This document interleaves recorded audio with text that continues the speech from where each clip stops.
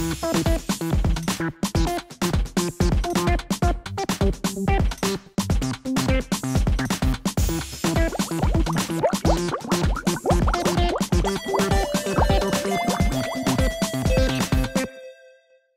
guys, welcome to Lily's Yummy Num Nums. Today, I'm on holiday. Today, we are going to make almond and hazelnut butter. So, the ingredients you're going to need for this nut butter are almonds, hazelnuts, oil, almond oil or hazelnut oil, honey, salt, a spatula, a pan, and a food processor. You're also going to need a spoon to try your nut butter. There's no requirement for how many nuts you need. You just need the same amount of nuts.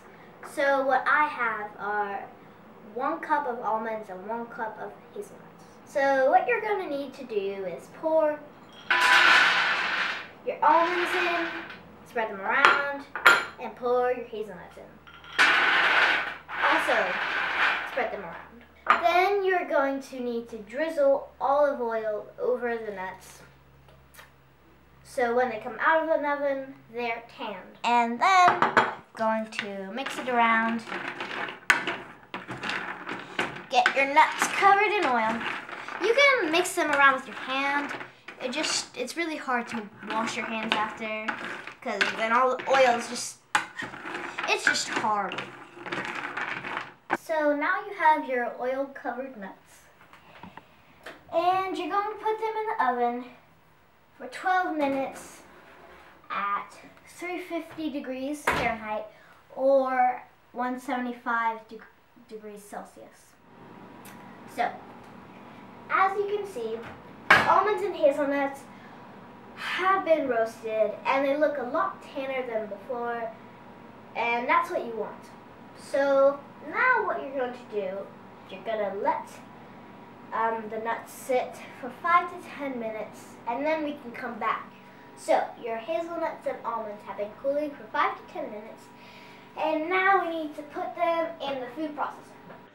So just get a spoon, or any spoon, and take your nuts and put them in the food processor.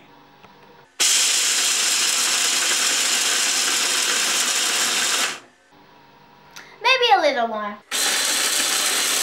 Okay, so that looks about good.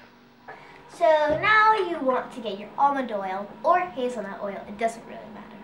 And you're going to get around 3 tablespoons while this is going to be processing for 5 minutes.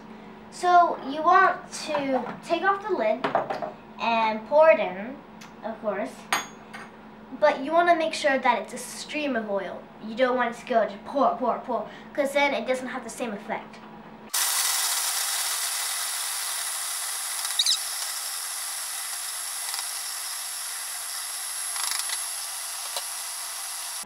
Now you've blended it, but there's still some more to go.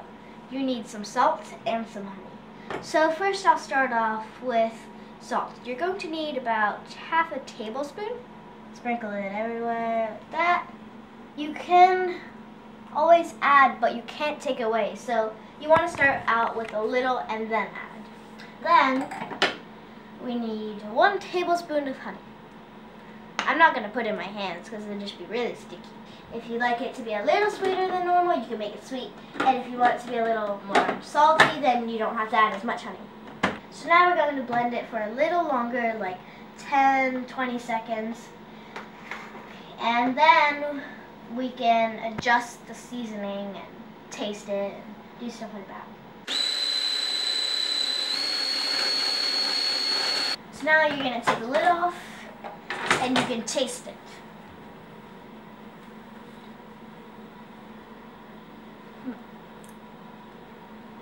That's quite good. I like the taste of that because it's a little sweet and a little salty, but no flavors take over another. Take your processor out and then take your blade out because we don't want that.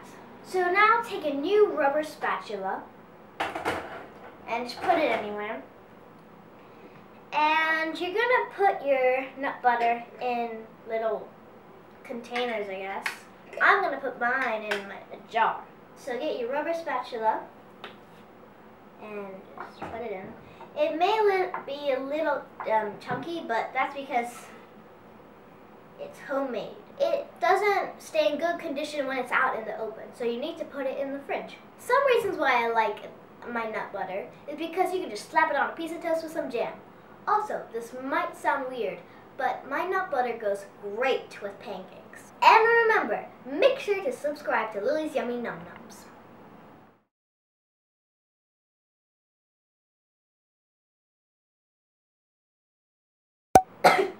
It might sound weird, but you can go, dang it, it goes, what am I saying?